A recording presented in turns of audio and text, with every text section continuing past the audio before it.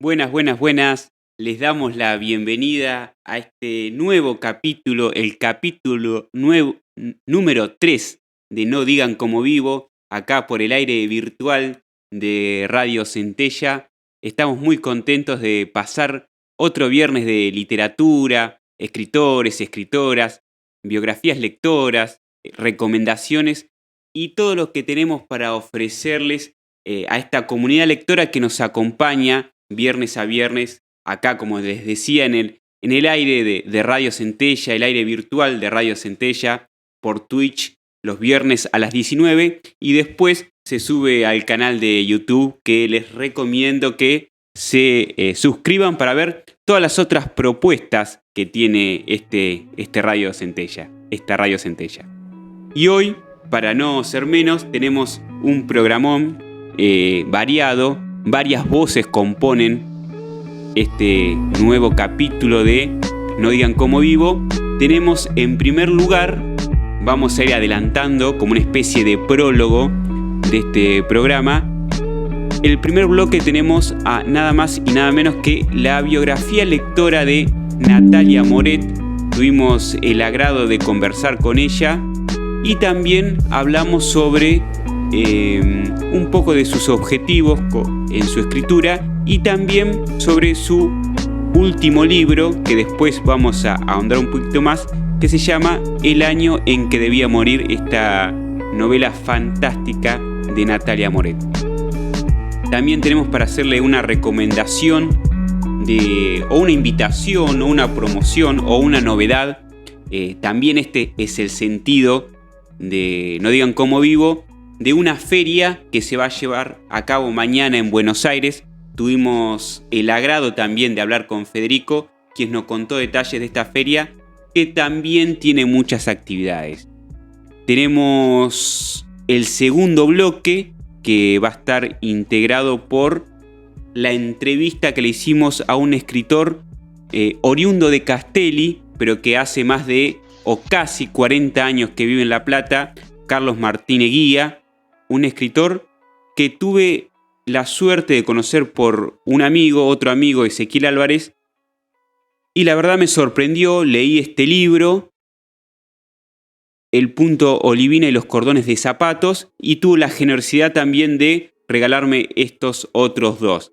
Estuvimos charlando con él también de su acercamiento a la escritura, de su novela, bastante particular, pero muy placentera de leer.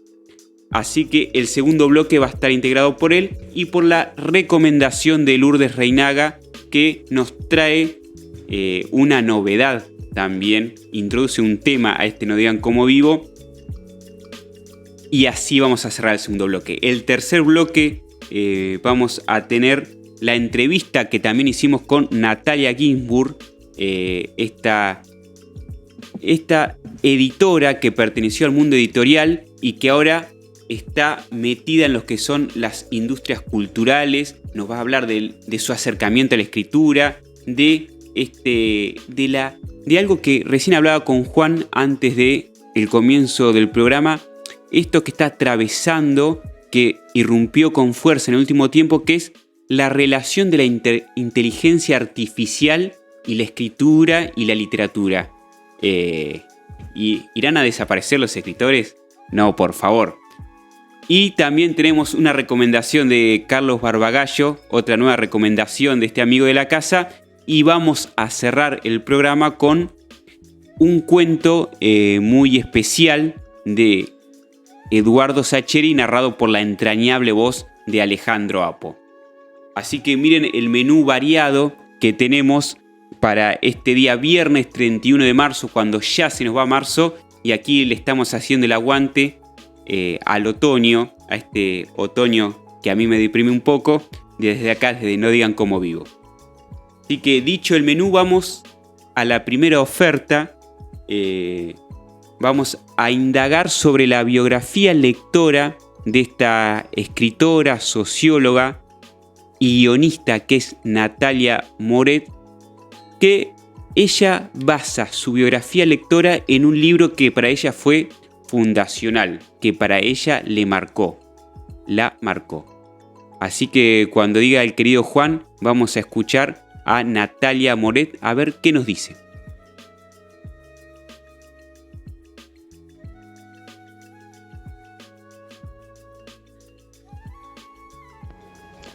Hola Sebastián, ¿qué tal? Mi nombre es Natalia Moret. Muchas gracias por invitarme Los primeros 3 audios mandalos seguidos. Me digan cómo Y vivo. 2 más seguidos, porque habla de lo mismo. Bueno, me pediste que contara un poco sobre mi biografía lectora. La verdad es que, bueno, es un poco difícil, pero siempre que pienso qué es lo primero que leí, pienso en el mismo cuento y en el mismo autor. Es La Metamorfosis de Kafka.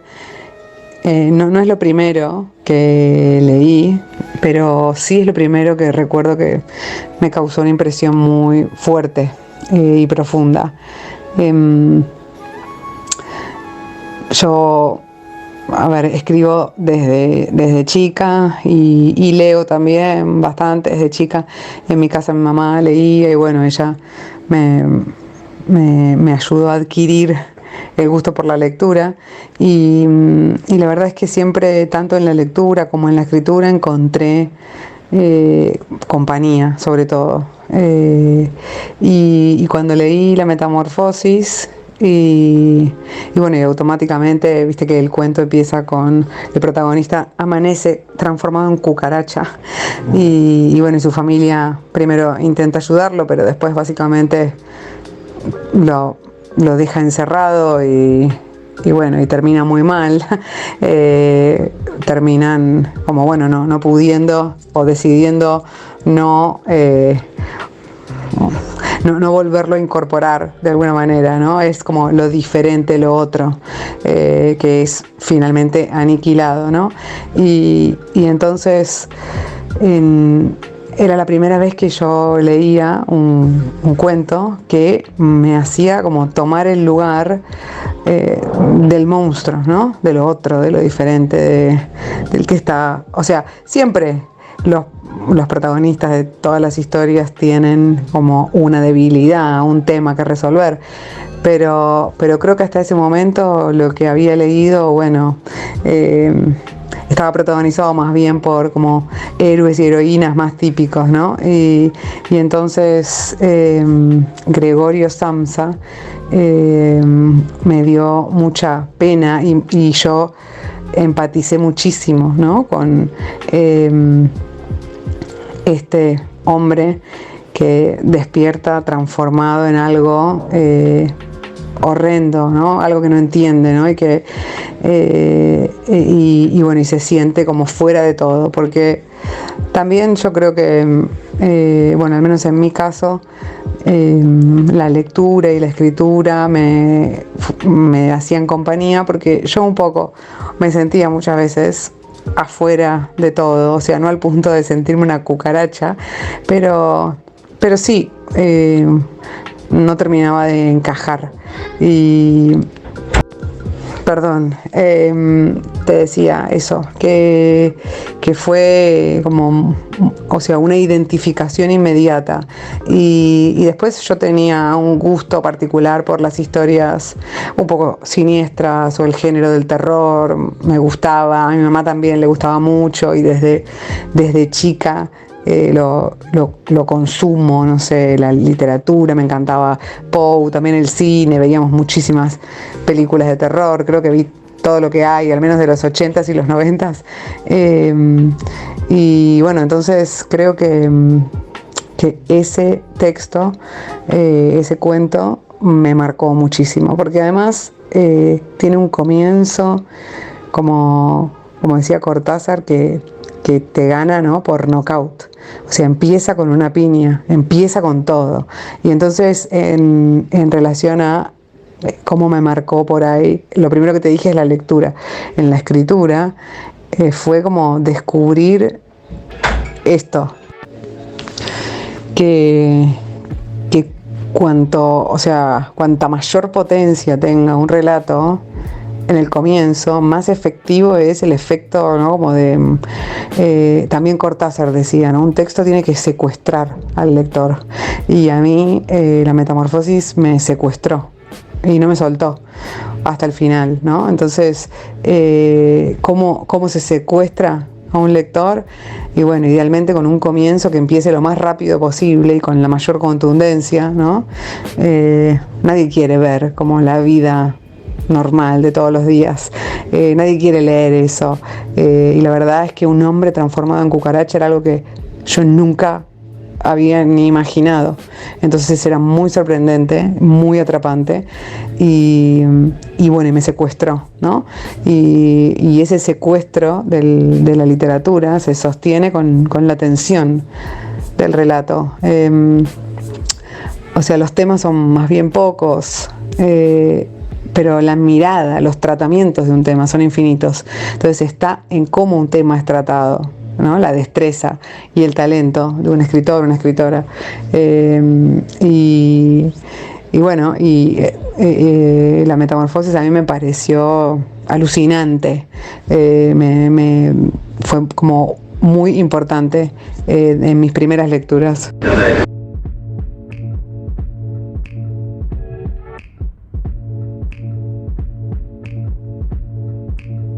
Natalia Moret con el primer bloque de su entrevista y hablaba principalmente en su biografía lectora del libro Metamorfosis de Kafka y esa frase, ese concepto que ella introduce de secuestrar al lector, hablaba de este dicho de Cortázar. Yo le tengo que decir a Natalia que estoy leyendo su novela, que la conseguí ayer el año en que debía morir, y la verdad que me secuestró. Pero le pregunté a ella si es un objetivo en sus libros este concepto de secuestrar al lector, y esto me respondía.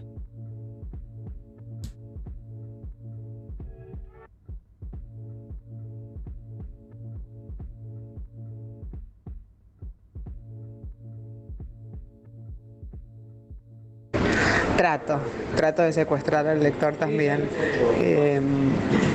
Siempre, bueno, pienso bastante en el asunto de la tensión, ¿no? De una historia, de una novela. Me parece que sin tensión se cae y que, bueno, mientras haya tensión, si lo que se está contando está bueno, más o menos bien, tiene como muchas más chances de funcionar en el sentido de, bueno, esto, ¿no? Como atrapar al lector, interesarlo en la lectura, que es al final lo que debería ser todo libro, ¿no? No todos los libros son para todos, entonces no es que si un libro no atrapa, no secuestra a un lector, está mal, para nada, ¿no? Yo creo que hay libros para todos y libros muy distintos para personas, lectores muy distintos, incluso también que uno mismo es un lector distinto en los diferentes momentos de su vida.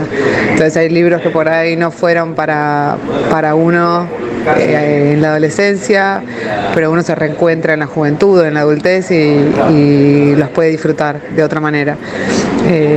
Pero sí, yo pienso mucho en eso y trabajo en la corrección para, bueno, tratar de generar con lo que, bueno, uno va aprendiendo del oficio, ese enganche, ¿no? La intriga, ¿no? Despertar claramente tal vez una pregunta fundamental y que haya como una dirección más o menos clara del relato que al lector le haga posible imaginarse un desarrollo. Por supuesto, lo mejor es que los finales no se anticipen, ¿no? Y que siempre ocurra de alguna manera lo inesperado, pero Aristóteles en su Poética dice que los finales tienen que ser a la vez sorprendentes y necesarios, ¿no? Parece paradójico, pero no lo es. Entonces yo creo que cuando esto que dice Cortázar, el secuestro, funciona, ocurre que uno o sea, no hay muchas posibilidades tal vez para el desarrollo y el desenlace de una historia. Y así todo, la historia te mantiene atrapado, secuestrado, porque hasta último momento realmente no sabes cómo finalmente se va a cerrar, ¿no? Y bueno, esos son los mejores finales. Y en cuanto la tensión se pierde, el rehén se escapa, bueno, existe la posibilidad de que no vuelva, ¿no? No pasa nada, habrá otros lectores, pero bueno, para ese yo creo que el libro falló. Así que sí, es algo en lo que pienso.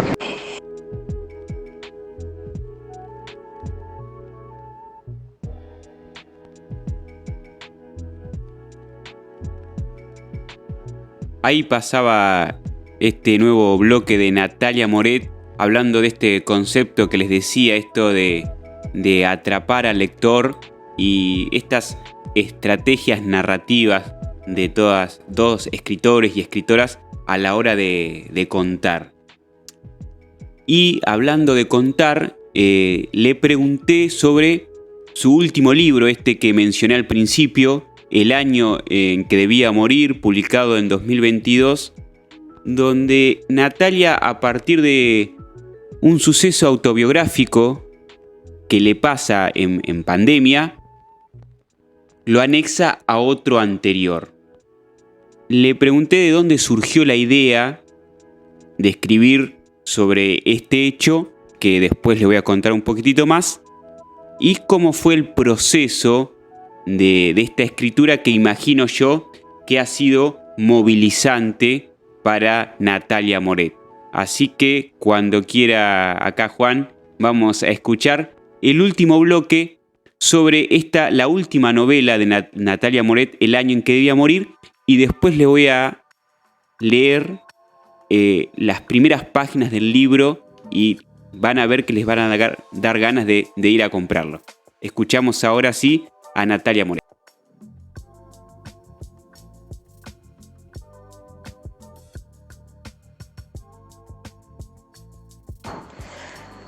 Por estos días estamos en pleno lanzamiento de una diplomatura que diseñamos junto a una amiga y colega, Marcela Bach, sobre...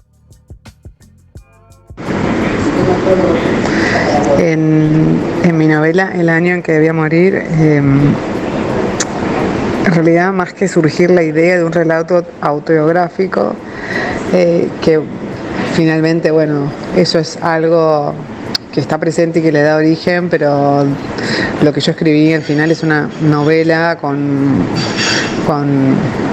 una gran parte de ficción, ¿no? O sea, que toma obviamente hechos de mi vida, pero todo está muy cambiado, cambiado para poder decir la verdad, ¿no?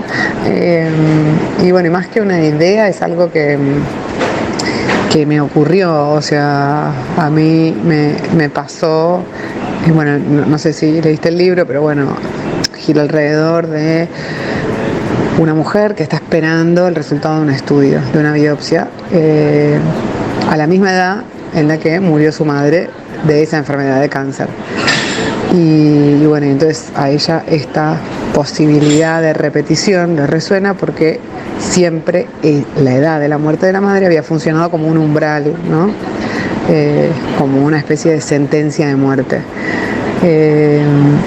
Y entonces cuando o sea, a mí me pasó que yo tuve que hacerme un estudio a esa edad, ¿no? Esos hechos coinciden y entonces este tema, más que como una idea, ocurrió como un, no sé, accidente en mi vida ese año. Y yo estaba escribiendo otra cosa y bueno, mi cabeza se fue a otro lugar, a este lugar. Y entonces en lugar de dejar de escribir, empecé a escribir sobre eso que me estaba pasando. Más como un diario, como algo más terapéutico, te diría, para mí. Porque, bueno, estaba como angustiada, tenía miedo y bueno, y la escritura me ayudaba a sobrellevar el momento.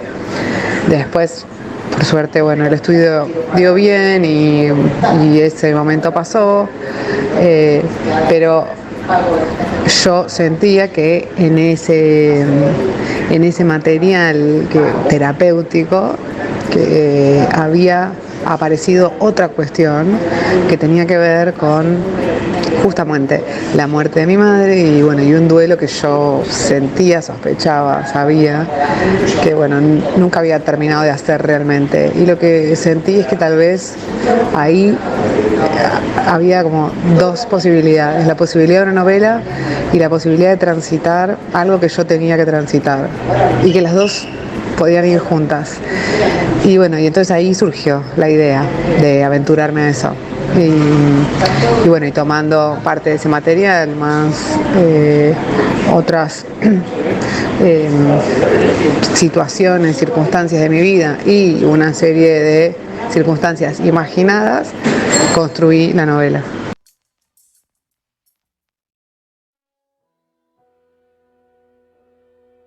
Bueno, ahí pasaba Natalia Moret hablando de su última novela y contaba un poco de cómo fue el proceso de escritura, de cómo a partir de hechos de su biografía lo ficcionaliza a través de la literatura. Y en esa ficcionalización habla de la muerte, el miedo a la muerte, el miedo a la muerte de los padres, en una novela que es más que atrapante y que ahora les voy a leer el comienzo, la primera página.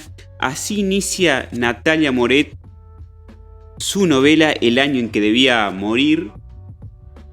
Una novela atrapante, como les acabo de decir. Empieza así. Siempre supe que a mis 42 años algo terrible iba a pasarme, porque mi madre había muerto de cáncer de pulmón a esa edad, y yo siempre me sentí en parte responsable de su muerte. Ella, que estaba sana y era fuerte y era joven, se enfermó cuando escapé de casa. Yo había abandonado y eso la había matado de tristeza, y por eso haberla matado iba a tener que pagar. Por haberla matado iba a tener que pagar. Los 42 años era mi sentencia de muerte. Aunque siempre estuve segura, también sabía que era un miedo irracional y que estaba forzando una causa allí solo donde había una coincidencia. Sin embargo, hoy, 22 años después de su muerte y a poco de haber cumplido los 42, escribo esto mientras espero el resultado de una biopsia que tardará un mes en llegar. Habito este limbo destinado a los que esperan. Un mes en el que tengo y no tengo cáncer. Cáncer de mama, el cáncer de mamá. ¿Cómo puede ser? Diego me dice, parece una mala ficción.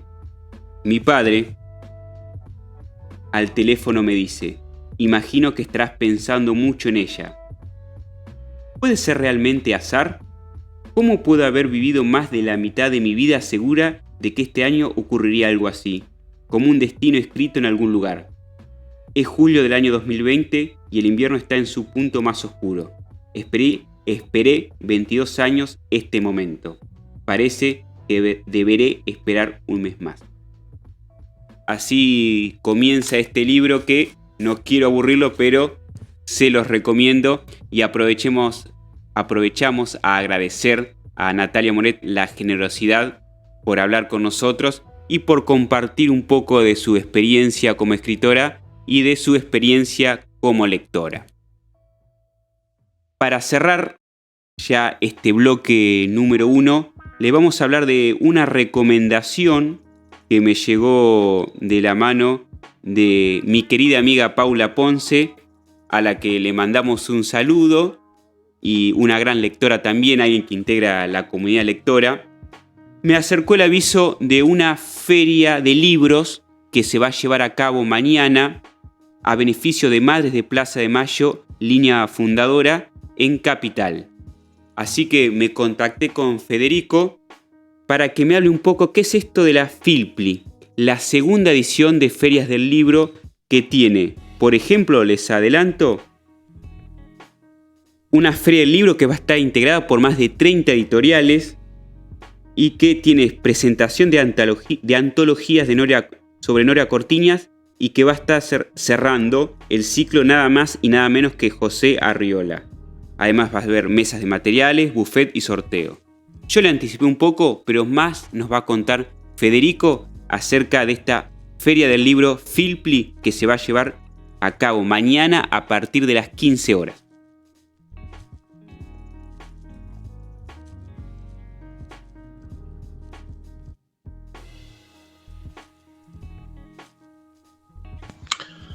Hola, soy Federico Ballini, integrante de la Biblioteca y Librería Popular Literatura Inclusiva, o como nos gusta llamarle, Bilpli, y estamos organizando desde la Bilpli, junto al Centro Cultural de las Artes del Movimiento y al Festival Posta, lo que hemos denominado Filpli, Feria de Libros, que es un evento que se realizará el día sábado 1 de abril de 15 a 22 horas en la calle Chile 2958 en Capital Federal, con entrada gratuita y a beneficio de Madres de Plaza de Mayo en línea fundadora. Es un evento en el que habrá más de 30 editoriales, pequeñas y medianas, autogestivas e independientes, que estarán ofreciendo a la venta sus libros, y a su vez habrá actividades de 16 a 18, un taller de poesía para infancias por Poepla y Mágicas Naranjas. A las 18:30 vamos a estar presentando la antología Norita Cortiñas de cuento y poesía. A las 19:30 vamos a estar estrenando el video grabado por sesiones de poesía compartida en el ex centro clandestino de detención y tortura El Infierno. Y a las 21 horas va a haber un cierre musical por parte de José Arriola. En paralelo va a haber una mesa con información de parte de la Bilpli, con diferentes materiales acerca de diferentes organizaciones que abordan problemáticas sociales, y a la vez va a haber un espacio de buffet en el cual van a poder comprarse comida y bebida a precios accesibles y ricos. Así que les esperamos. Hoy les traigo una recomendación.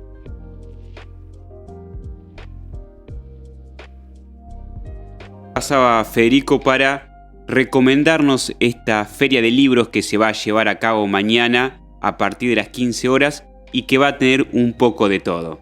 Le agradecemos también el contacto y esperemos que vaya mucho público, mucha gente de la comunidad lectora, esta que le hacemos el aguante acá desde No Digan Como Vivo. Bueno, ya se va acabando el primer bloque, no se vayan, no apaguen el Twitch. En el bloque que viene tenemos la entrevista con Carlos Martínez Guía, que nos va a contar también un poco de sus libros, de su trayectoria lectora y de su trayectoria como escritor, que tiene bastante. Escuchamos un poco de música y volvemos. Un programa que ha durado menos en la televisión, así que ya estoy conforme.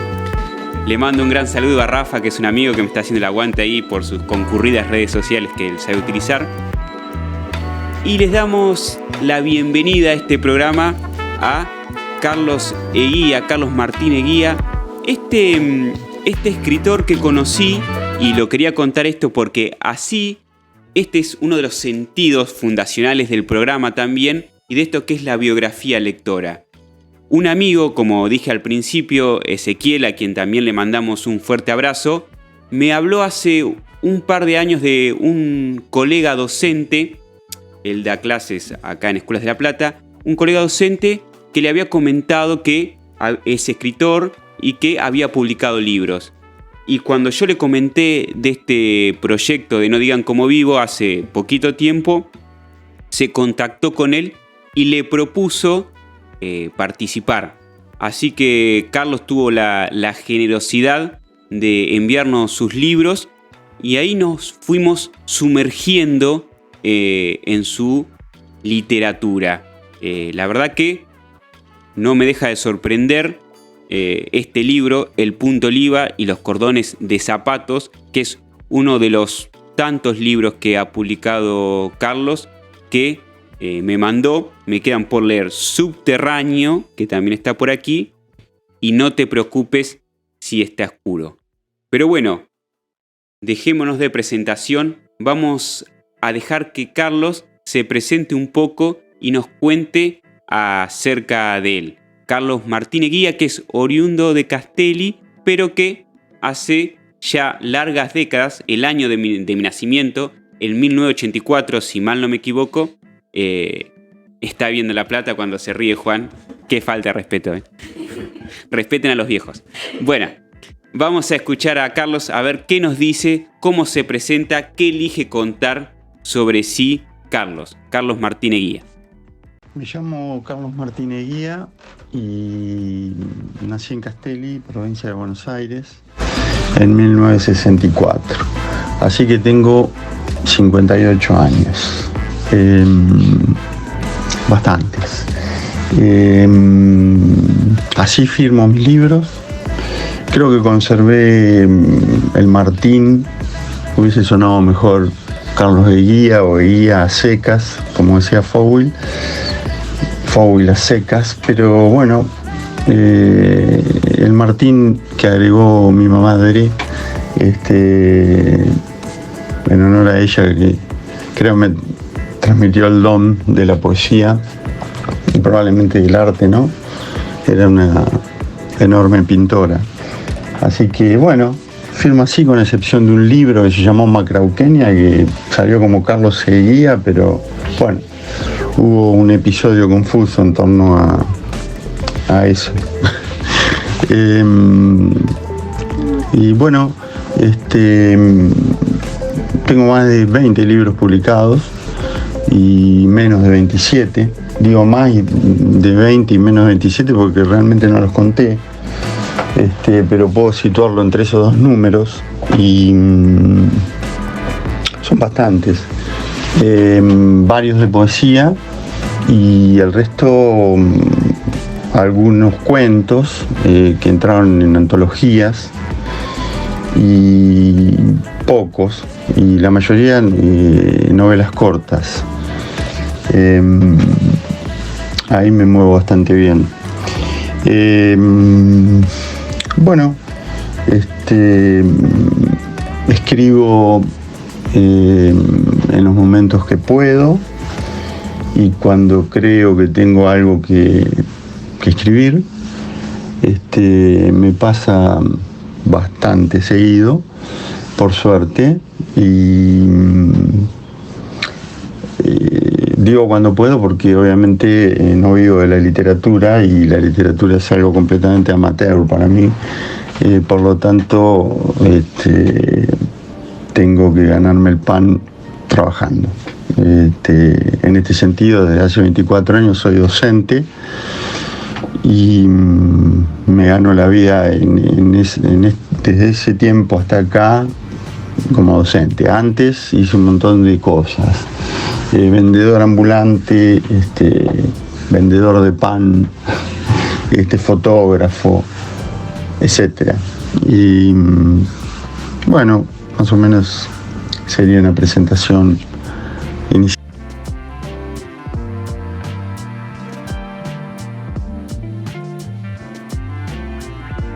Ahí pasaba Carlos Martínez Guía en lo que fue esta completísima presentación. Acá nos asombramos otra vez de algunos de sus datos, de esta...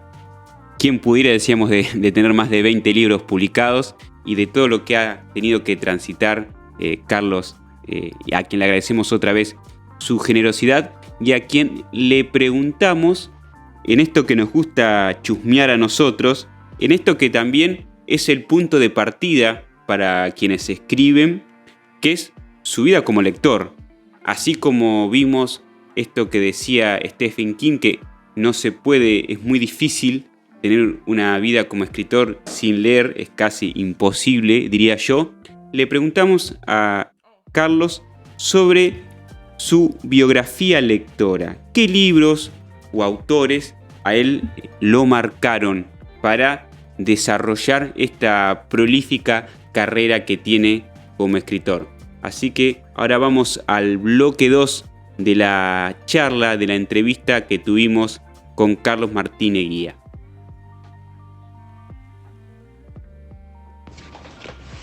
Otra cosa que recuerdo de esta actividad, que dada la cantidad de tiempo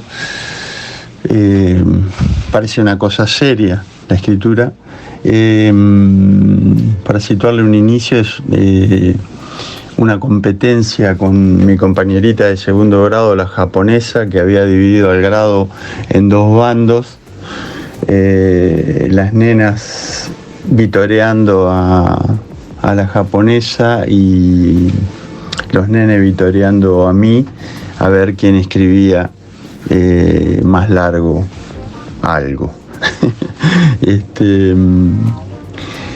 Bueno, las lecturas, la historia de las lecturas. Bueno, vengo de un pueblo donde las bibliotecas en la casa son escasas. En mi caso, mi madre se había enfermado por una adicción cuando yo tenía 4 o 5 años y estuvo como un año internada en una clínica psiquiátrica, y cuando volvió parece que recuerdo muchos pasajes que recitaba poesía, ¿no? El siglo de oro español, fragmento del mío Cid, y quizá esas sean las primeras escuchas orales profundas de la literatura, ¿no? Pensando en un pueblo de provincia con bibliotecas, con una ausencia de bibliotecas, ¿no? Puedo situar 2 libros que marcan de alguna manera. Uno me regaló mi abuela y otro mi madre. Uno era Cosmos, de Carl Sagan, un libro de ciencia, ¿no? De divulgación científica. Y otro que tendría 15 años, ¿no? Que me regaló mi madre, que era la antología de la poesía surrealista de Aldo Pellegrini. Bueno, imagínate que es un librazo. Tenía desde Picasso hasta Marcel Duchamp.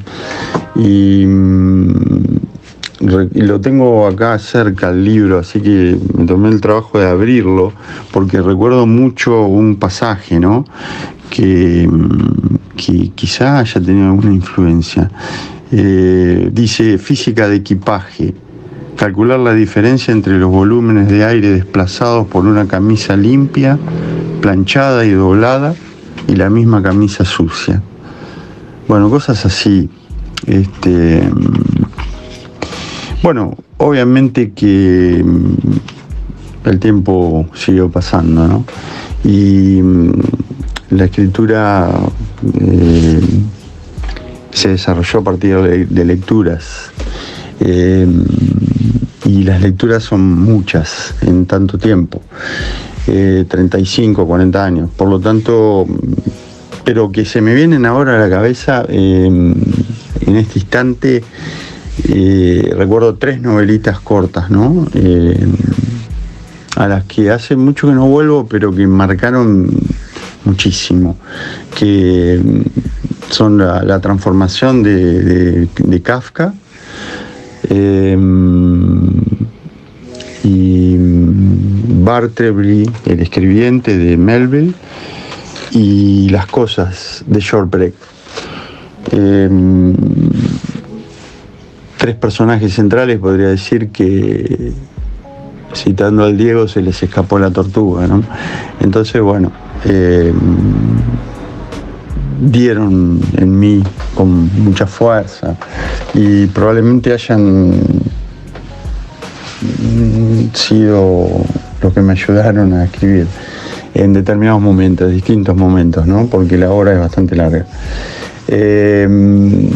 Y bueno, después otro libro que recuerdo fundamental en el momento que lo leí, que marca como un pasaje de la ciencia, es decir, abandonar la ciencia como profesión y elegir esta definitivamente, es el Ulises de Joyce, que no sé por qué tenía 22, 23 años, cae a mis manos y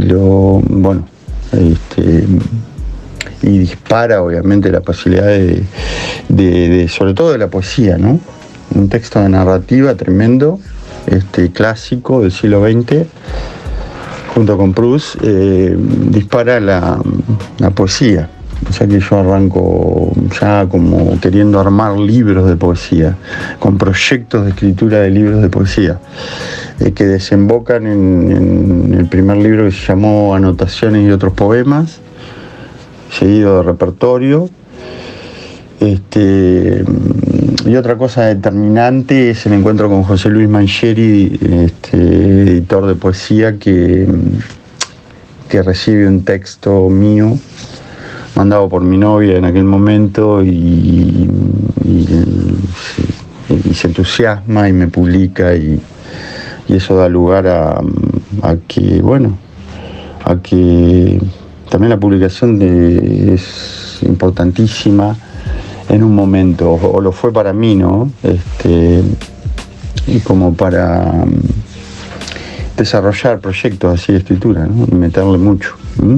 Y bueno, en ese momento estuve relacionado con una generación que se llamó la generación de los 90, muy relacionado a partir de Mangieri, ¿no?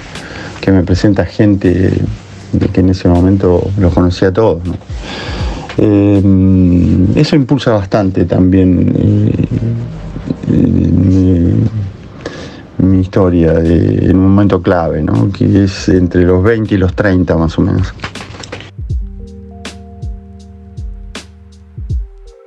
Ahí pasaba la voz de Carlos Martínez Guía, este escritor ya que adoptamos como platense, hablando un poco de los escritores, escritoras y gente que se fue encontrando en el camino que lo formaron y que son parte de su vida como lector y después como escritor.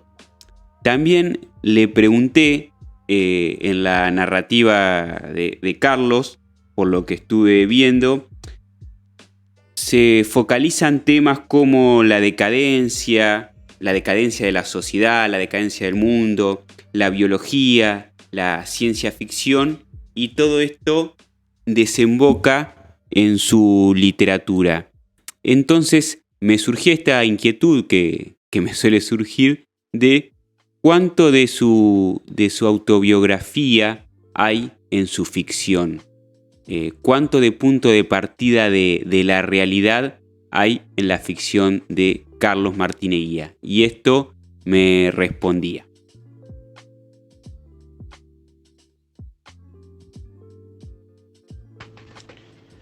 Lo autobiográfico creo que trasvasa como un líquido de un recipiente a otro. Lo que es la diferencia que es fundamental es que el pasaje desfigura completamente todo, ¿no? Al ser precisamente el pasaje hacia el lenguaje, ¿no? Por lo tanto, sí, aparece lo autobiográfico, pero desfigurado o oculto, digamos. Entonces es muy difícil de poder leer a partir de ahí los sucesos, pero claro, hay cuestiones evidentes como que formativamente yo iba para ser licenciado en biología, ¿no? Calcula que dejé en quinto año de la licenciatura esta carrera, o sea, es importante. Ahora, la cuestión del arte creo que antecede, ¿no? Y se remonta ya,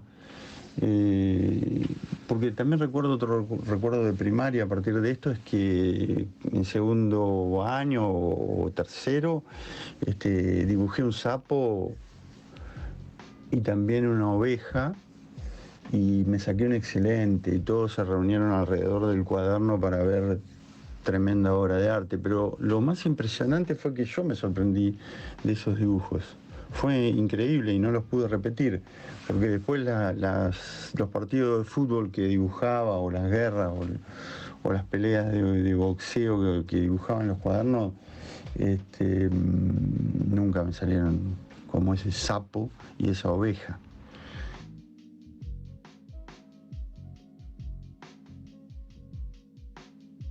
Ahí pasaba Carlos contándonos esta anécdota risueña. Y vamos a la última pregunta de esta entrevista que tuvimos con Carlos Martín Eguía, que le pregunté acerca de esta novela que tuve el agrado de leer, que ya se las mencioné varias veces, pero se las vuelvo a mencionar, El punto olivina y los cordones de zapatos, y le pregunté cómo definiría él esta historia que narró hace poco tiempo y que editó Años Luz. A ver qué nos decía Carlos, cómo define él esta historia que narra en El punto olivina y los cordones de zapatos. Bueno, para esa novela, El punto olivina y los cordones de zapatos, que editó Años Luz en el 2015, se da una fuerte influencia, digamos, casi como pretender escribir de un texto que es grande, que es grosso, hacer otro, ¿no? Fallido probablemente en mi caso, pero tomar un texto poderoso, quizá que hace a la literatura grande. En este caso era de un irlandés también, que se llama, que firmaba como su libro como Flann O'Brien, y el libro se llama The Third Policeman, el tercer policía. Bueno, este libro quizás sea como el libro que dialoga permanentemente con El punto olivina y los cordones de zapatos. Está también el Aleph de Borges, pero bueno, ya ahí como probablemente lo que se hace con ese texto es otra cosa. Pero a quien de verdad se le rinde homenaje es a este muchacho irlandés, escritor absolutamente genial, ¿no? Cuyo personaje tiene la llave para escapar de los sucesos extraños de la vida, ¿no? Y se va metiendo en situaciones aún más extravagantes. Por lo tanto, quizá eso sea bastante importante, ¿no? En ese libro, y te marcan profundamente. Recuerdo la cita de ese libro, ¿no? De memoria, tengo el libro acá en la mano, de uno de los personajes de un libro anterior, de un científico también, bastante loco. Dice: dado que la existencia humana es una alucinación que contiene en sí misma la secundaria alucinación del día y de la noche, esta última una insalubre condición de la atmósfera debido a la acumulación de aire negro, está mal que un hombre sensato se preocupe por la ilusoria aproximación de esa alucinación suprema llamada muerte. Bueno, es un libro extraordinario que recomiendo, bellísimo, de un humor realmente hermoso. Mi literatura también tiene humor. No ha sido advertido mucho, pero de parte de algunos lectores, ¿no? Pero bueno, está, siempre está. Para mí está, y cuando de vez en cuando vuelvo a mis textos, me río. Lo que está bueno.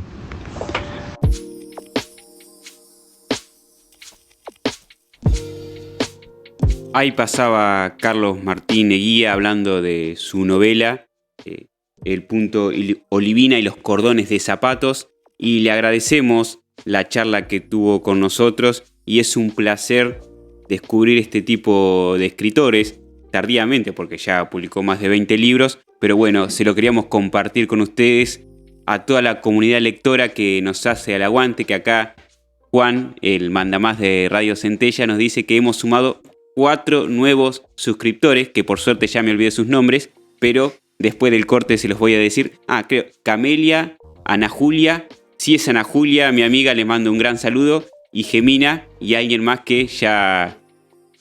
Edu, otro gran amigo, Edu, ahí que comanda la banda de astilleros, le mandamos un gran saludo, amigazo Edu, vamos a ver si se juega con un asado mañana. Y aprovecho a manguear, si no, está duro el invierno, que es otoño. ahora para cerrar este vertiginoso segundo bloque, nos vamos a nuestra habitual columnista ya, que nos regala siempre, semana a semana, una recomendación. Estoy hablando de Lourdes Reinaga, que nos trae todo una novedad para No Digan Cómo Vivo. Nos va a hablar de un género un poco distinto, que está bueno expandirse y contarles a nuestra comunidad lectora que nos sigue de esto que nos va a narrar Lourdes. Así que sin demorar más tiempo, nos vamos a ver qué nos trajo esta semana Lourdes Reinaga, a quien aprovechamos a mandarle un gran saludo.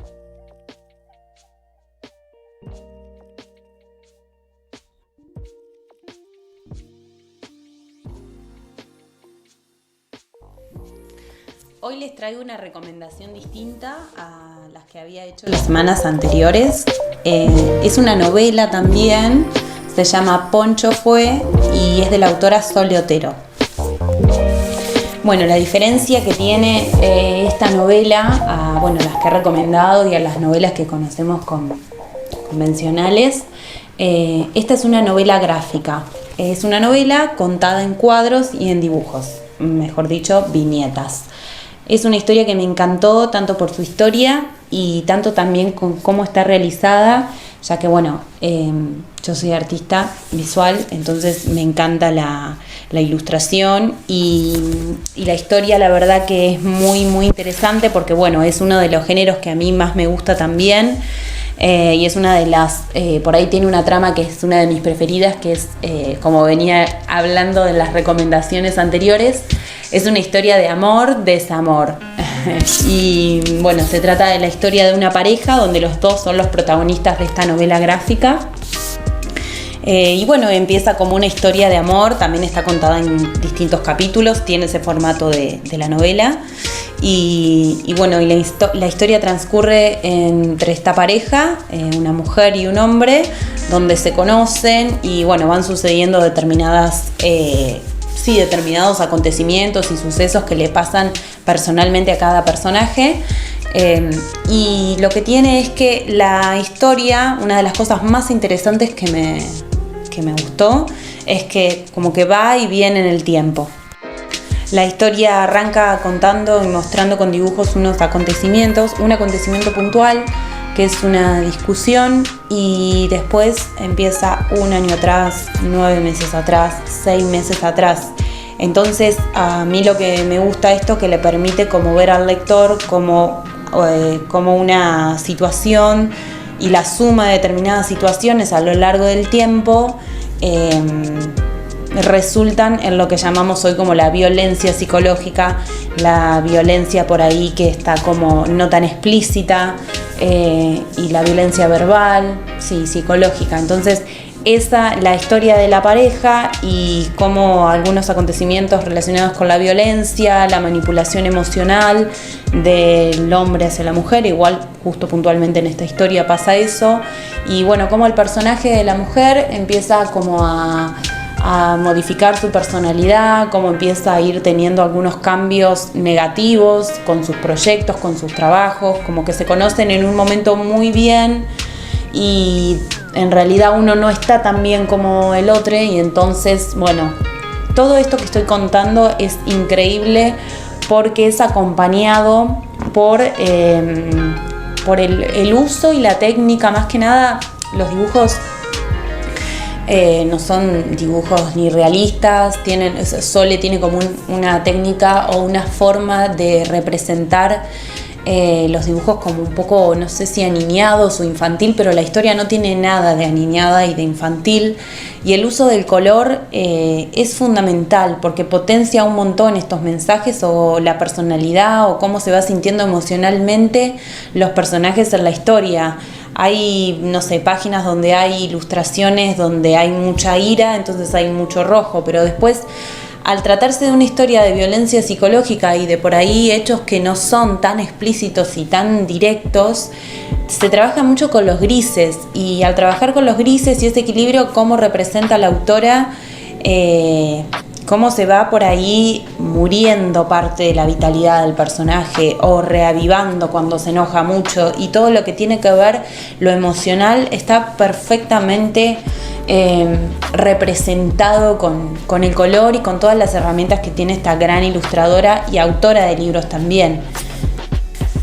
Por otra parte, algo que a mí me gustó enterarme y saber es que esto es una autobiografía también de la autora, y bueno, al ser un momento de su vida, ella contaba en algunas entrevistas que era como una autobiografía ficción, la pudo convertir en una historia para que el lector pueda como, bueno, seguir un poco esta trama de novela, de bueno, cuál es el nudo, cuál es el conflicto, pero como que al tener ritmo la historia, ir y venir en el tiempo, la verdad que está muy bien lograda. Y bueno, algo que contaba la autora en algunas entrevistas era que le costaba mucho también trabajar en el proceso de producción de esta novela, porque bueno, repercutía mucho su parte emocional y bueno, remontarse por ahí a otros tiempos pasados y anteriores de su vida, sobre todo con las historias de pareja que a veces son como, son bastante fuertes en la vida de uno.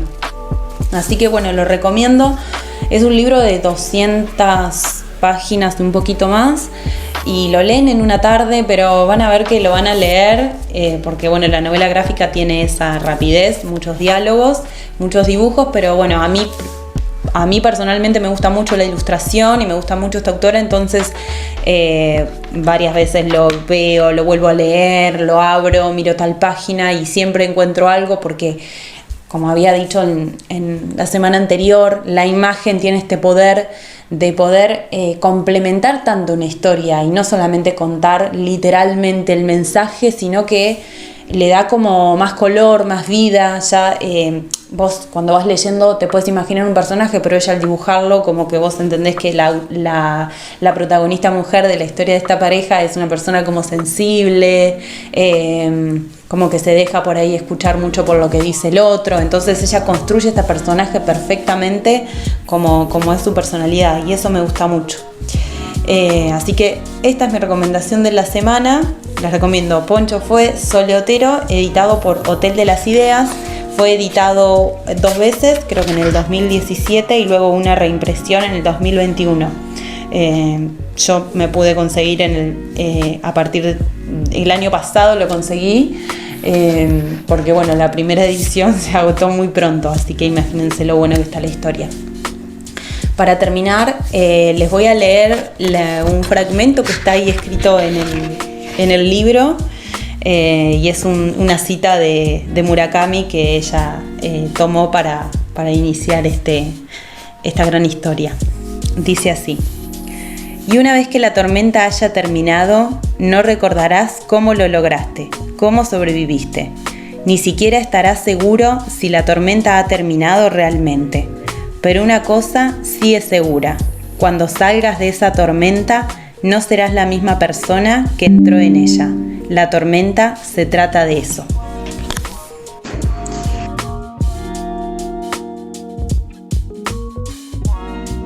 Ahí pasaba Lourdes Reinaga, nuestra habitual columnista y colaboradora, hablando un poco de este nuevo, no es nuevo el género, pero sí es nueva su introducción en No Digan Cómo Vivo, la novela gráfica Poncho Fue, de Sole Otero. Así que le agradecemos a Lourdes su colaboración y le mandamos un saludo. Y vamos cerrando este segundo bloque de este tercer capítulo de No Digan Cómo Vivo en este viernes 31 de marzo. Y no se vayan, otra vez le digo, no se vayan, seguro que se van, porque en el tercer bloque viene la entrevista que le hicimos a Natalia Ginsburg, donde ahí otra vez nos corremos un poco, seguimos con esto de la escritura, también un poco de literatura, pero nos corremos hacia otros márgenes que también nos interesan navegar acá en No Digan Cómo Vivo. Y también tenemos la recomendación de Carlos Barbagallo. No le cuento más, nos vamos a un breve corte, breve tanda musical, y en unos minutitos volvemos para este tercer bloque de No Digan Cómo Vivo acá por el aire virtual de Radio Centella. Bueno, acá estamos dando inicio a este nuevo bloque, el tercero, si ya me mareé, si no me equivoco, de este No Digan Cómo Vivo, de este viernes 31 de marzo, acá compartiendo como cada viernes en el aire virtual de Radio Centella un poco de recomendaciones, un poco de escritores, escritoras, libros y todo esto que tanto nos gusta compartir a esta comunidad lectora que viernes a viernes se va sumando. Y como les anticipaba hace unos minutitos nomás, nos gusta corrernos un poco hacia los márgenes de la literatura y hablar un poco también de cosas que también tienen que ver. Por eso esta semana contacté a Natalia Ginsburg, alguien que está o estuvo, según me contó, hasta hace poco muy ligada al mundo editorial, haciendo de todo un poco, como nos va a contar ahora en breve, y también que ahora anda transitando los caminos de las industrias y los consumos culturales, con una diplomatura que acaba de lanzar y que va a iniciar dentro de poco. Y también les preguntamos por una propuesta de talleres que tiene, también muy interesante y novedosa, y también de su vínculo como escritora, su proceso como escritora, mejor dicho, y cómo se conjugó o no se conjugó este rol que tenía ella de editora y cómo le sacaba tiempo a su vida como, o su impulso de escribir o de tallerista. Así que en la primera pregunta que le hacemos a Natalia Ginsburg, algo que nos gusta a nosotros, dejar que quienes pasan por este No Digan Cómo Vivo, por estas charlas mediante audios que tenemos, que los entrevistados, los participantes, las voces que componen No Digan Cómo Vivo se presenten. Así que le dimos lugar a Natalia Mara Ginsburg para que se presente acá en este No Digan Cómo Vivo, a ver qué nos decía Natalia. Hola, ¿cómo les va? Mi nombre es Natalia Ginsburg. Me piden una presentación y yo podría decir que si tengo que viajar en avión y me preguntan mi profesión, estoy en problemas. Porque hace un par de años comencé un cambio, una reinvención, como le dicen ahora, después de muchos años de oficio en la industria editorial, donde trabajé prácticamente en todos los sectores de un proyecto editorial, coordiné, edité, corregí, tuve momentos de prensa, momentos de producción industrial y pasé también por muchas casas editoriales.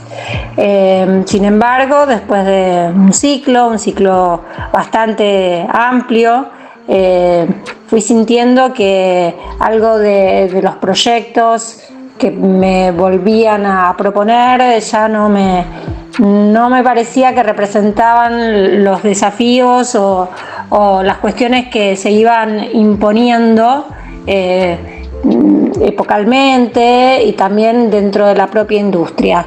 Así me empecé por un lado, a acercar a otras experiencias que me llevaron primero a las industrias culturales, digamos, y luego a través de la transición digital a los consumos culturales, dentro de los cuales también está la literatura. Paradójica y simultáneamente esa distancia con la industria editorial me permitió un reencuentro con la literatura, con la escritura, algo que siempre estuvo en mí, pero tanto por mi trabajo de editora como por los años de la carrera de letras que no siempre nos acercan a la escritura, como todo estudiante de Puan sabe. Bueno, a veces lleva tiempo volver a hacer ese camino que nos permita reconectar con la escritura.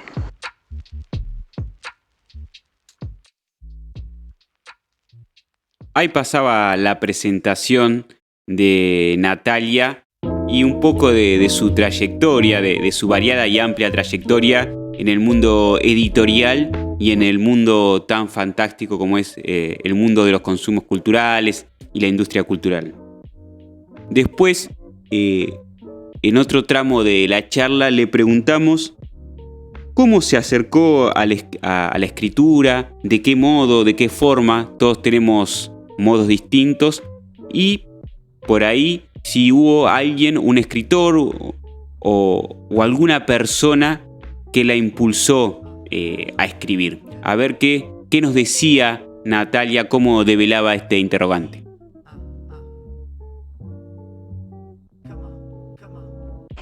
Bueno, ya conté un poco cómo me acerco a la escritura. En realidad tengo la curiosa situación de llevar el nombre de una escritora, así que puedo decir que desde que nací hay una escritora que me impulsa contradictoriamente a escribir o no hacerlo, porque es muy fuerte llevar el nombre de una buena escritora como es Natalia Ginzburg, con quien no es que tenga la mayor de las afinidades, pero bueno, es una relación singular, todos sabrán entender.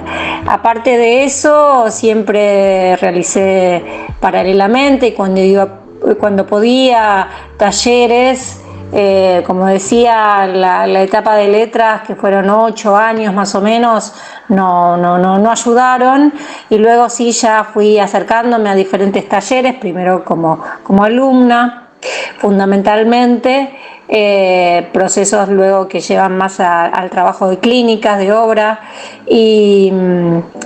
y bueno, siempre sabemos que escribir es encontrar el tiempo, encontrar ese proyecto sobre el cual uno puede detenerse.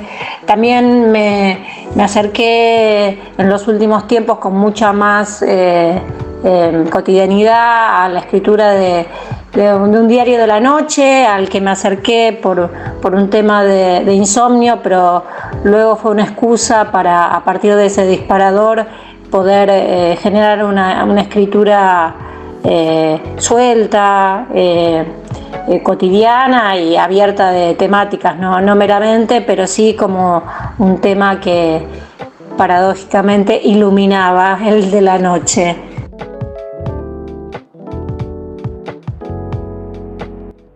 Ahí pasaba Natalia Ginzburg hablando un poco de su acercamiento a la escritura y de los tiempos que uno se hace a veces para escribir.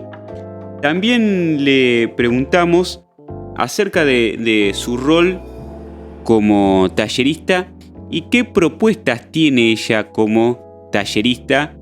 Nos contó algo novedoso que también les quiero compartir. A ver qué nos decía Natalia en esta agradable charla que tuvimos acá en No Digan Como Vivo.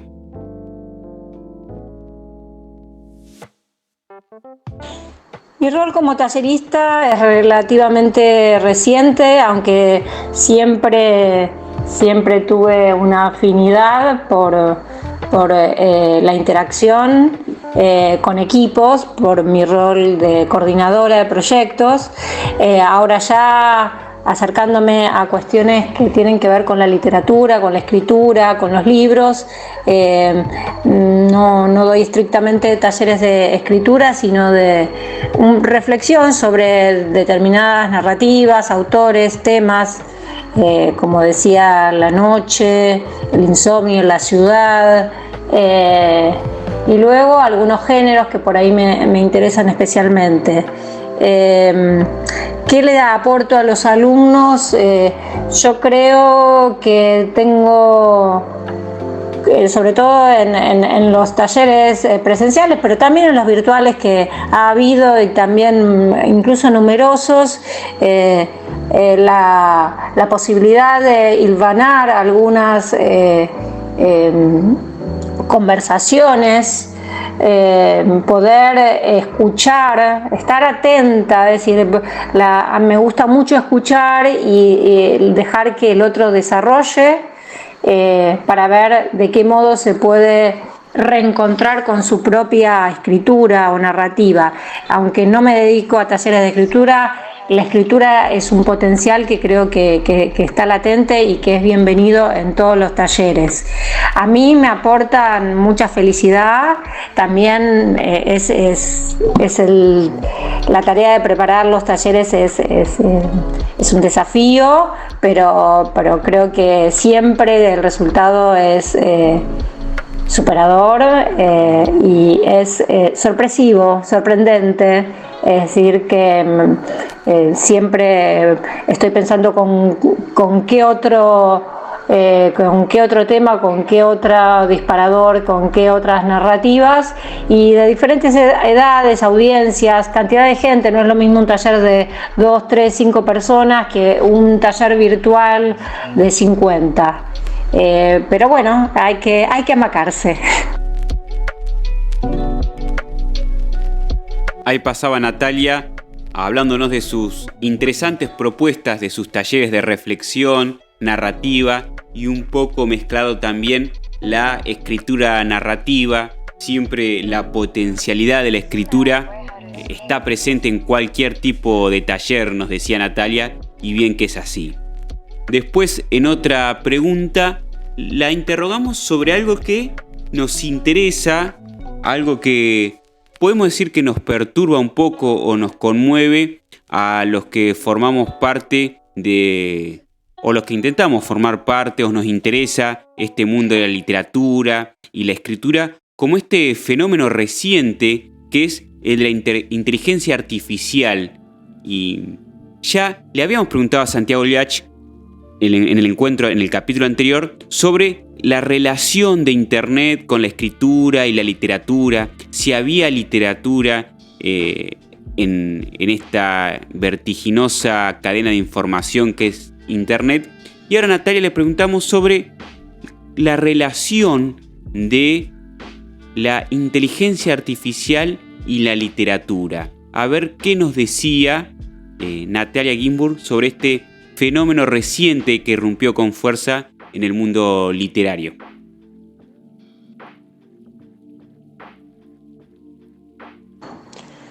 Sobre mi relación o mi opinión con la irrupción de la inteligencia artificial, debo confesar que para mí es algo relativamente reciente. Es decir, como tópico, como problema, si bien aisladamente ahora y retrospectivamente podría reconstruir hitos o momentos donde reconozco y recupero situaciones, escenas por ahí ficcionales de cine o de literatura sobre la inteligencia artificial, pero este boom que ahora asociamos con el chat GPT o toda esta escena que no tiene más que de un par de meses y que es noticia ayer, hoy, todos los días es noticias por algo, es hashtag. No tengo, digamos, tanta... No lo he venido pensado tanto, y en relación con la escritura creo que también es algo que empezó ahora a problematizarse. Quizás lo escuché a Jorge Carrión hace poquito en el Malva sobre su nuevo libro donde trabajó justamente estas cuestiones. Un tuit simpático de Santiago Liach de esta semana también hablando de y qué pasaba si en el Mundial de Escritura el texto lo escribía una inteligencia artificial. Yo lo que tengo para decir así pensando en voz alta es que en todo caso no se produce una escritura sino una consigna, ¿no? El resultado puede venir un texto mejor o peor, pero para quien lo genera, quien es el no sé si llamar autor, que es una categoría también ya muy revisada, pero ¿qué sentido tiene desde lo subjetivo delegar esa instancia que todo el que escribe sabe que sucede en el mero acto de la escritura? Uno puede tener una idea, uno puede tener una consigna, pero cuando te sentás en la página y escribís, nada de eso estaba asumido o era conocido. Entonces lo que vuelve en todo caso a través de la inteligencia artificial, y son conclusiones muy repentinas, muy primarias, diría, en unas semanas o en unos meses volvemos a hablar si querés, es otro tipo de texto, ¿sí? Otro tipo de material, y en ese sentido otro tipo de literatura ha llegado el caso.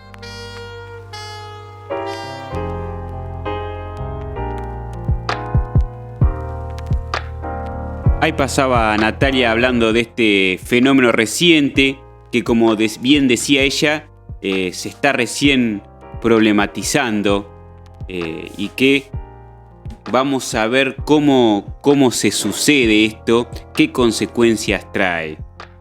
Y para cerrar esta amena charla que tuvimos con Natalia Ginsburg, le preguntamos acerca de un proyecto personal, proyecto colectivo, pero que ella es una de quienes lo encabeza, acerca de esta diplomatura sobre industrias y consumos culturales en la transición digital, que un poco tiene que ver con todo esto, con esta irrupción del mundo digital, del mundo virtual, y que pone en jaque a los cimientos anteriores de la escritura. A ver, ¿qué nos trae esta diplomatura y qué nos podemos encontrar en esta propuesta académica?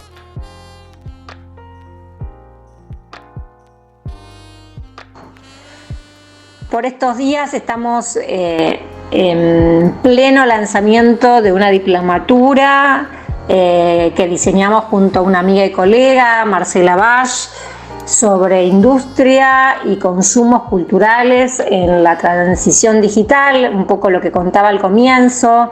Fue el camino que me fue llevando desde la industria editorial a las industrias creativas y luego en esta matriz transmedia y la convergencia digital en cada una de las industrias. La idea es trazar algunas líneas transversales justamente que planteen cuestiones que nos pueden interpelar desde los nuevos hábitos y subjetividades, pero también cuestiones que están en la agenda cotidiana, como las plataformas, los algoritmos y datificación, la cultura libre, las nuevas audiencias, los nuevos formatos, bueno, los cambios en los ecosistemas de las industrias, ¿no? La editorial, la música, el cine, las artes visuales. Es un equipo maravilloso, con gente que tiene unas trayectorias y una experiencia para compartir en cada uno de sus sectores, así que estamos muy contentos y bueno, también expectantes del ida y vuelta, porque este curso, que tenemos la idea de seguir dándolo, creemos que va a ser constantemente actualizado por la agenda y por el feedback que nos dé cada cohorte, como se llama ahora, a los grupos que conforman la cursada de una diplomatura. Así que los esperamos.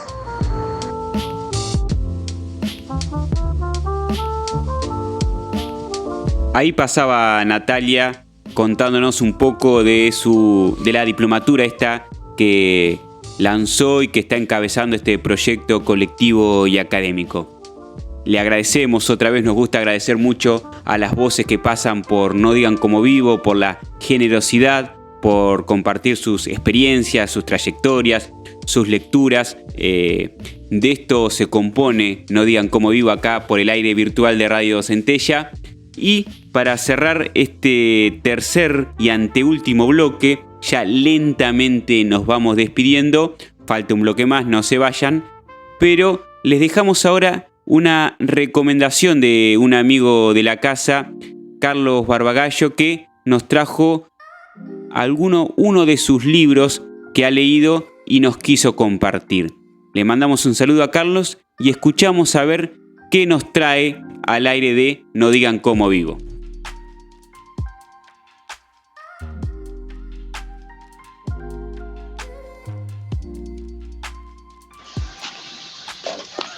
Hola Sebastián, ¿cómo andás? Te quería hacer un aporte para el programa, te quería comentar un libro de la editorial Anagrama del año 2020 de un joven autor argentino que se llama Federico Falco. Él publicó una novela que se llama Los Llanos, que esta novela evidentemente nos lleva a un viaje interior, ¿no? Después de haber terminado con su pareja, el mismo autor que se pone como protagonista de la obra decide mudarse a un pueblito de campo. Él venía ya de chico, había sido criado en un pueblito cordobés en el campo, y acá en esta época alquila una quinta donde comienza a hacer una huerta, ¿no? El protagonista, que había nacido en este pueblito cordobés, había sido enseñado, ¿no es cierto?, por los abuelos en las técnicas, ¿no?, y los conocimientos necesarios, los saberes necesarios para realizar la quinta. Y este autor protagonista nos relata el día del trabajo con la tierra, pero a su vez al ritmo del crecimiento de las plantas, de los vegetales, de las lechugas, de los tomates, de las zanahorias, pero también lo relaciona con hechos de su infancia, de hechos con sus abuelos, con su abuela especialmente, y con el abuelo, y historias que él mismo dice quizás fueron sacadas de alguna película, ¿no? Y después narra la llegada a la ciudad y la ruptura con su pareja que lo llevó a alquilar esa quinta y hacer ese huerto, ¿no? Es una novela muy, muy profunda que nos habla de la soledad de los llanos, ¿no?, de nuestra pampa. La tapa es una vista pampeana del campo, donde se ve el horizonte y donde hay una pileta, una pequeña pileta de lona. Y entonces es ese buceo interior, ¿no?, que busca contarnos historias desde este llano pampeano, desde nuestro lugar, de nuestra pampa, pero principalmente nos lleva a reflexionar acerca de lo cotidiano y cómo muchas veces lo cotidiano te lleva a reflexiones profundas, ¿no? Me hizo acordar mucho a la novela de Mario Lebrero, de esta novela luminosa, que también abarraba lo cotidiano, pero de una manera muy, muy profunda, ¿no? Esta historia de Federico Falco, de Editorial Anagrama, llamada Los Llanos, nos invita a esa reflexión. Te mando un abrazo.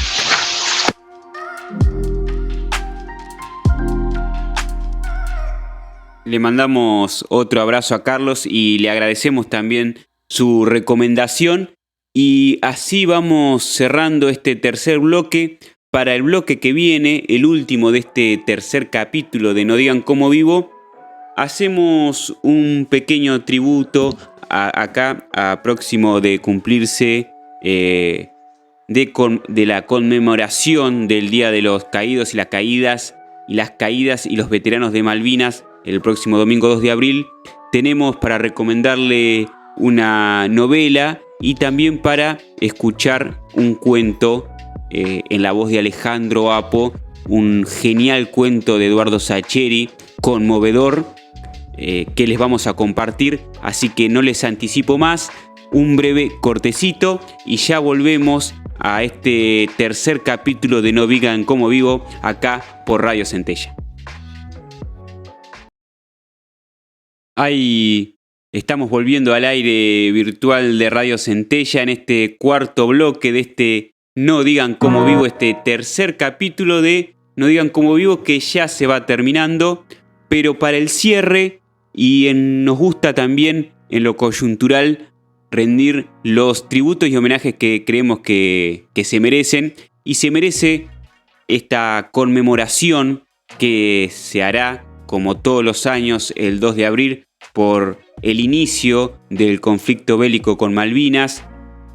En primer término, en este homenaje que acá le hacemos a los caídos, las caídas en la guerra de Malvinas y a los veteranos, recomendarle una novela que me llegó a mis manos hace tiempo, El constructor de sueños, de José Elías Admé. Esta novela que ficcionaliza los hechos, los cruentos hechos ocurridos allá en Malvinas, pero que tiene datos más que precisos. Y hoy, cuando no he tenido la oportunidad de leerla, me llegó hace poco, pero hoy pensaba esto que a veces siempre a mí me despierta con algunos productos culturales, cómo a veces los discursos, las narraciones como estas que se presentan como ficción, tienen más veracidad que algunos discursos informativos. Yo me ponía a pensar cuánto hay más de verdad en este libro, El constructor de sueños, que en la tapa de gente que decía que estamos ganando en Malvinas y que mucha gente no le quedaba otra que creerle, porque era lo que los medios masivos decían por ese entonces. Y cuán lejos estábamos de todo eso y cuán lejos se está todavía de hacer verdadera justicia y verdadero honor para los caídos y las caídas de Malvinas. Y para seguir con este pequeño tributo, con este pequeño homenaje que le hacemos acá en No Digan Cómo Vivo a todas las personas afectadas por Malvinas, pienso mucho en la gente del CECIM de La Plata, en Carlos Giordano y en toda la gente que he tenido la oportunidad de conocer. Les vamos a ofrendar esta narración que sinceramente yo escucho bastante seguido y que a mí me conmueve. Me conmueve desde la literatura de un grande que esperamos tener muy pronto acá en No Digan Cómo Vivo, ojalá se nos dé, como es Eduardo Sacheri, y también en la entrañable voz de Alejandro Apo, que hacía estos programas también que forman parte de mi biografía lectora. Este es del programa Donde Quiera que Estés, que sigue haciendo, si mal no me equivoco, Alejandro Apo, y también lo que fue En Todo con Afecto, ese otro gran programa que nos acercó a muchos a lo que es la literatura genial de Eduardo Sacheri. En esta oportunidad, en este gusto que nos damos acá en No Digan Cómo Vivo y en conmemoración y en tributo a lo que es la Guerra de Malvinas, le traemos este cuento que se llama Frío. Así que tómense un tiempito y escuchen y disfruten.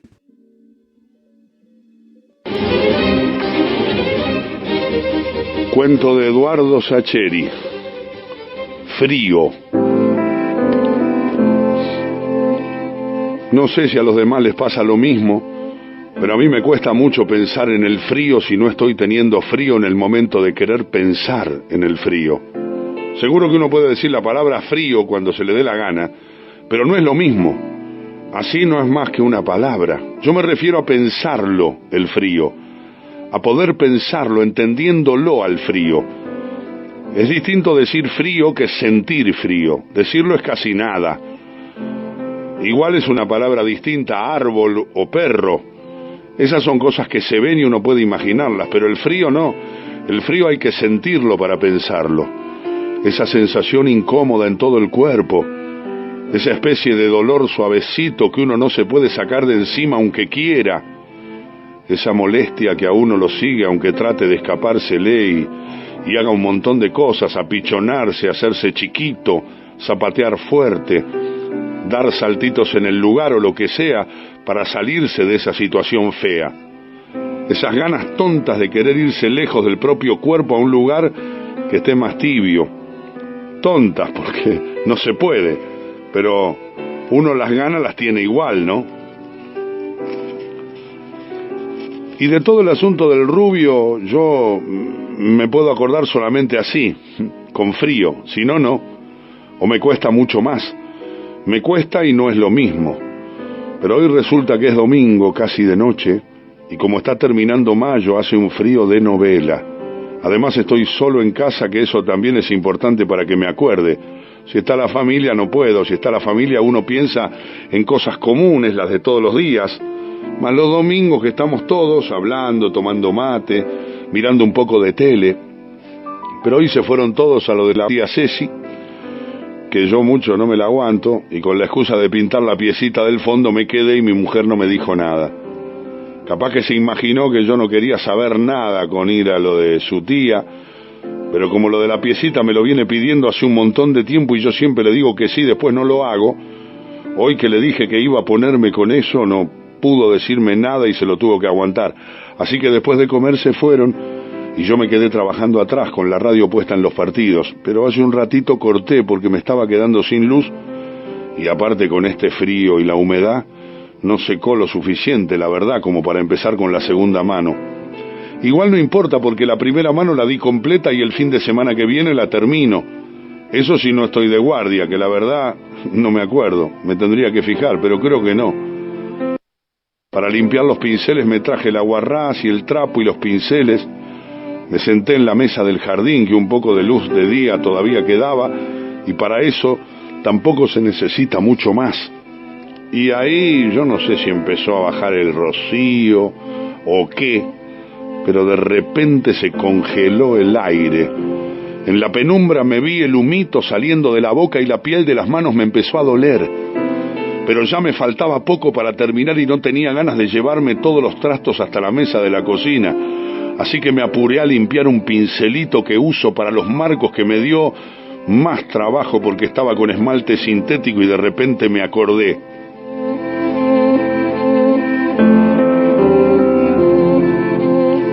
Yo creo que fue el frío, junto con estar solo y todo eso que ya dije, pero sobre todo el frío. Pero lo de estar solo también, porque en esto me pongo a pensar cuando estoy solo. Si justo me acuerdo de todo aquello cuando estoy con alguien, enseguida trato de pensar en otra cosa. Porque no me gusta pensarlo cuando estoy acompañado. No es que cuando estoy solo pensar en esto me guste, ni tampoco que no me guste. No se trata de gustar, supongo. Me acuerdo y listo. Lo que sí, si estoy solo, no me resisto a pensarlo. No es que me voy para distraerme y sacármelo de la cabeza. Me quedo y me lo acuerdo. Antes no podía. Hace años, cuando me acordaba, me ponía mal y quería arrancármelo como si fuera un trapo que me quemase la piel por dentro. Ahora ya no. Ahora me lo acuerdo y como mucho me pongo triste. Pero es una tristeza que me aguanto y está bien. No es como cuando me daban pesadillas. Ahora como mucho son sueños y de vez en cuando, muy de vez en cuando. A la mañana, mientras tomo mate con mi mujer, le cuento, le digo, hoy soñé con el rubio. Y ella me entiende y no me pregunta nada. Hace muchos años, sí. Cuando yo le contaba me insistía con que fuera al psicólogo o al doctor o algo, qué sé yo, que eso me hacía mal y que buscara ayuda. Y como yo me emperré siempre con que no, terminábamos discutiendo. Ahora ya no. Por eso hoy, que con el frío me acordé del rubio, me quedé sentado echando vapor por la boca y con la última luz del día vi que las manos se me ponían todas rojas. Eso nunca terminé de entenderlo. ¿Cómo es eso de que con el frío a uno la piel se le pone roja? Una vez estando allá, le pregunté a un oficial y me contestó algo de que era porque faltaba sangre por el frío, pero entonces entendí menos, porque si la piel se pone roja es por la sangre, y si falta sangre tendría que ponerse de cualquier color menos roja. A veces me da bronca no haber estudiado más, saber más cosas. Siempre me dio vergüenza sentirme un bruto comparado con algunos colimbas. Estando allá me pasó 2 o 3 veces, con el rubio sobre todo. Capaz que fue por eso que le prometí a la Virgen que si me sacaba de ahí iba a estudiar el secundario. De entrada no pude porque me destinaron a Neuquén y encima me casé y no pude. Pero después me tocó Campo de Mayo y ahí sí cumplí la promesa. Una vez, en la época en que me daban las pesadillas, se me ocurrió visitar a los padres del rubio. Mi compadre Ramírez estaba destinado en el Estado Mayor y me consiguió la dirección en el archivo. Me llegué hasta Edo, di unas vueltas para pasar por la vereda 2 veces.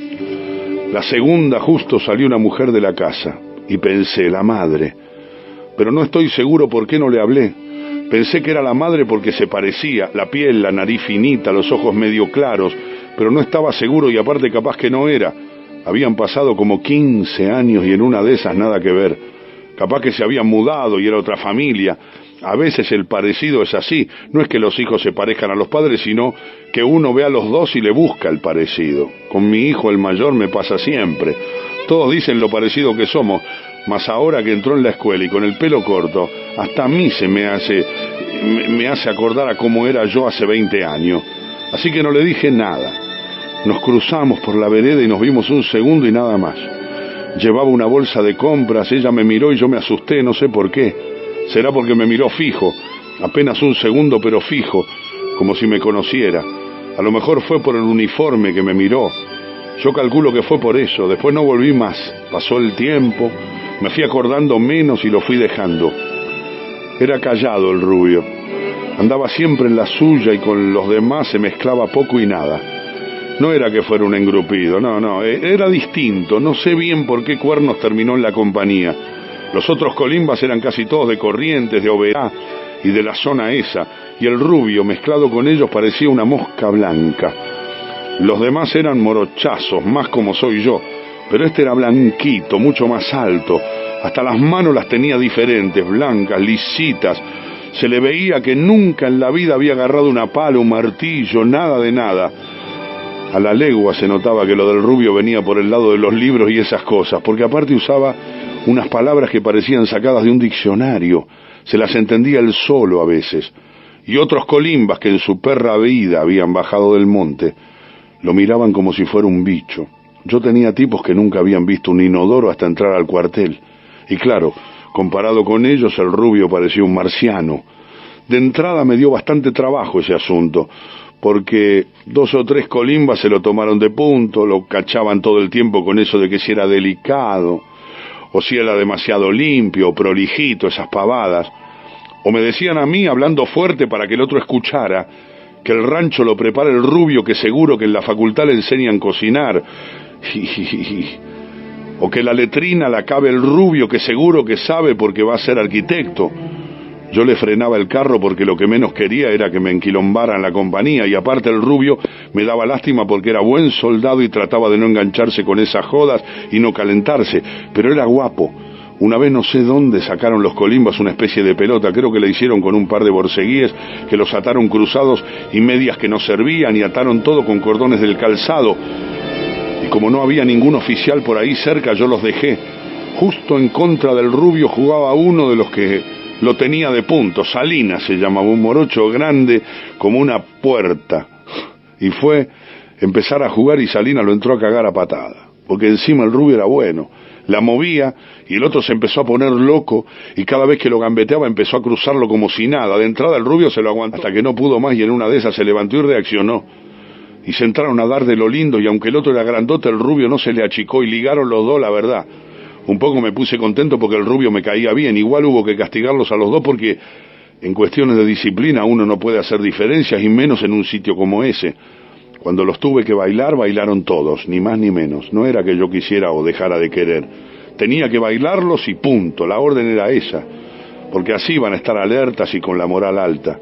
Una vez le pregunté por arriba al oficial por ese asunto de tenerlos tan cortitos y me cortó en seco. Bien, pero me cortó de una. Así está bien, Ramírez, me dijo. Así está bien. Haga que se calienten con usted, así después se sacan toda la leche con el enemigo. Me acuerdo que me sonó raro eso del enemigo. Como las películas de guerra de los sábados a la tarde sonaba eso del enemigo. Igual a los 2 o 3 días se pudrió todo, porque cuando entraron a caer las bombas y a sonar los tiros, otra que una película. Los 2 primeros días de bombardeo estuvimos metidos en los pozos con la orden de aguantar sin asomar la nariz hasta que pasara. Pero resulta que no pasaba nunca. Se suponía que tenía que parar la cosa tarde o temprano, pero seguía. A veces parecía que pasaban, qué sé yo, 20 minutos, media hora, y que no caía ningún bombazo cerca, nada. Y uno pensaba que ya estaba, que habían rajado para otra parte, pero después mierda. Entraban a caer de nuevo y otra vez adentro del agujero con el agua hasta los tobillos y un cagazo de Padre y Señor nuestro. Y de repente se vino el oficial con la orden de que había que entrar a tirar sí o sí porque ellos se venían al humo. Durante todo ese tiempo de espera había pensado que cuando se armara el batuque, el miedo me iba a borrar todas las ideas y todos los recuerdos. El hambre, la tristeza por la familia, las ganas de volver, el frío. Ese frío de mierda sobre todo. Estaba convencido de que en el medio de los tiros no me iba a quedar lugar en la cabeza para otra cosa que no fuera estar atentos a tirarles y a que no nos dieran, pero no. Más bien que estaba muerto de miedo de que a la primera de cambio me cagaran de un tiro, pero ese miedo me venía revuelto con todo lo demás, con extrañar, con querer volverme y con el frío, ese frío de todo el tiempo y de todos lados, que a uno lo seguía hasta cuando se dormía y le amargaba hasta los recuerdos y le sacaba las ganas de todo, como la guerra. Igual que ahora, que ya es noche cerrada y también se me acalambran los dedos y no siento los pies, pero ahora es distinto porque me meto en mi casa y ya está. Prendo las hornallas, acerco las manos y listo. Pero allá no se podía. A uno no le dejaban encender fuego, no delate la posición, no sea pelotudo, le decían. Aunque a la final a mí me parece que hubiera dado lo mismo, porque nos tiraban de todos lados y a todas horas, porque hasta un pelotudo con escuela primaria como yo se daba cuenta de que nos estaban dando una paliza. Pero el teniente había dicho: de acá nadie se mueve, carajo, porque al que se mande a mudar lo cago de un tiro yo mismo y les ahorro el laburo a los ingleses, dijo. Dijo así, pero resulta que el último día, o la última noche, mejor dicho, porque fue de noche, yo mandé un colimba a buscarlo porque nos estaban dando sin asco y resulta que el tipo no estaba. Y yo primero no le creía al colimba y pensé que era mentira, que había ido hasta el puesto y mandé a otro, pero resultó lo mismo, el teniente no estaba porque se había tomado el buque, eso había pasado. Y en ese momento yo medio que me taré porque resulta que estaba al mando y tenía a 8 colimbas igual de cagados de miedos que yo y nadie a quien preguntarle qué carajo hacer, y los guachos se nos venían, tiraban y se nos venían. Y ahí fue cuando saltó el rubio. Saltó y agarró la ametralladora que teníamos en el pozo de adelante y me dijo: si usted me ayuda, los cubrimos. Y yo le dije que sí, porque el rubio me miraba fijo y parecía tranquilo y parecía que el jefe era él. Bueno, tranquilo. Tranquilo no, porque tenía cara de loco y gritaba, pero por lo menos sabía qué hacer en medio de semejante quilombo. Y fue por eso que yo empecé a tenerle la cola de munición y él tiraba. Y les gritaba a los conscriptos que rajaran y que se fueran. Y dale que dale, tirando para un lado y para otro, y los demás colimbas primero no atinaron a hacer nada, porque el que gritaba era el rubio. Pero ahí yo les grité lo mismo. Y la voz mía se escuchó, porque parece que no, pero con la ametralladora daba la impresión de que los teníamos a raya y el fuego de ellos era más raleado. El primero que rajó fue un conscripto alto y flaco, niato, que se llamaba Gutiérrez. Cuando los otros vieron que se perdía detrás de la loma, agarró Salinas, el del picado de fútbol, y salió corriendo para el mismo lado como una flecha.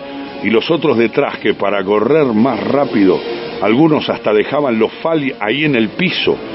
Sí. Y el rubio tiraba, puteaba, tiraba y me pedía más munición, le brillaban los ojos y seguía tirando. Al final nos quedamos solos. Y me dijo: rájese. Y yo de entrada pensé que no lo podía dejar. Y le dije que no, pero el rubio me insistió y ahí nomás le dije que sí. Y eso es más que nada lo que a mí me sigue dando vueltas ahora, tantos años después. Porque yo también pude haber dicho: andate vos, pibe, que yo me quedo. Solamente una vez, creo, llegué a decirle: dejá, nos quedamos los dos. Pero el rubio me insistió y entonces le dije que bueno. Es el día de hoy que no sé si en medio de semejante quilombo alcancé a darle las gracias. A mí me gusta pensar que sí, que se las di, pero la verdad es que no me acuerdo. Capaz que sí o capaz que no, que salí rajando todo lo rápido que me dieron las patas y punto, viendo el bordecito de arriba de la loma y pidiéndole a Dios que me dejara llegar al otro lado. Y el rubio largó la ametralladora y agarró el fal, y mientras yo corría alcancé a sentir todavía los estampidos del fusil y al rubio que los puteaba y les tiraba y los puteaba y les tiraba. Supongo que fue por eso una vez le pedí a mi compadre que me buscara la dirección de los padres, ahí en Aedo, pero igual no me animé. Porque no sé si hicimos bien en eso de hacerle caso y correr, de dejar que se quedara solo él. A lo mejor había que salir todos y ver qué pasaba. O a lo mejor no, porque si hacíamos eso nos cagaban a tiros a todos y era peor, no lo sé. Y eso es lo que más vuelta me da. O a lo mejor lo que me come la cabeza es que tendría que haberme quedado yo. Que lo que él hizo lo tendría que haber hecho yo, porque el rubio era un colimba y nada más. Pero el rubio en ese momento era otra cosa. Como más grande, más hombre que todos los otros. O capaz que yo lo pienso porque me conviene, porque así me siento menos cobarde. La verdad que no sé. A lo mejor esa vez me fui hasta Edo. Esa vez que me fui hasta Edo tendría que haber parado a la mujer y haberle preguntado. Capaz que la mujer me miró fijo porque era. Porque me vio con uniforme y le hizo acordar al rubio, no sé. O por lo menos decirle algo. Decirle quién era yo. O decirle que al pibe más grande le puse Fernando por el rubio. O capaz que no se puede, porque decir una cosa hace que uno diga otra y a la final tenga que decirlas todas y no puedo. Porque la verdad, a contarlo todo, no me animo.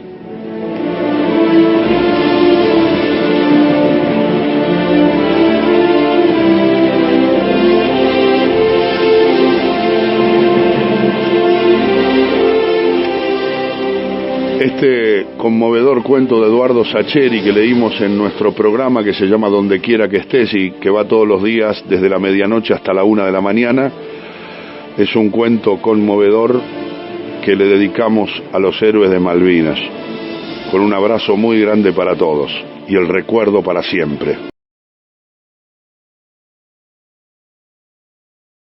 Siempre decía Alejandro Apo, en este gustito que nos dimos en este cierre de No digan cómo vivo, con el conmovedor relato, el conmovedor cuento de Sacheri y la voz entrañable de Alejandro Apo. La verdad, un gusto haber compartido este momento con ustedes, con nuestra comunidad lectora que nos hace el aguante en este No digan cómo vivo, y un gusto haber llevado adelante este tercer capítulo de este programa que hacemos, la verdad, con mucho gusto, y nos hace muy felices hablar de literatura, libros, escritores, compartirles recomendaciones. Así que ya nos vamos despidiendo. Se nos hizo largo este No digan cómo vivo, largo en el tiempo, ya nos salimos del horario, pero la verdad que se nos pasa volando, y repito otra vez, somos muy felices haciendo No digan cómo vivo, y los esperamos el próximo viernes a las 19 horas por acá, por Radio Centella. Muchas gracias por estar del otro lado. Nos vemos.